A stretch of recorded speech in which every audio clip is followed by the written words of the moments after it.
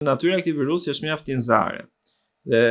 le të themi nis me një lloj temperature të lehtë që më pas zhduket dhe mbetet një dhimbje fort koke dhe pas dhimbje kokës vjen një lloj çlirimi. Në momentin që nis ky çlirim kemi nisjen e halucinacioneve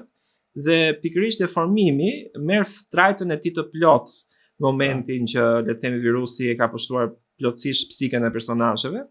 edhe deformimet bëhen më të bukura, ato bëhen të pranishme, bëhen reale, edhe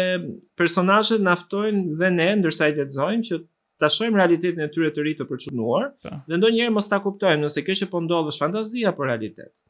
Dhe kjo lojë e virusit me mendjen e njerëzit e bën atë le të themi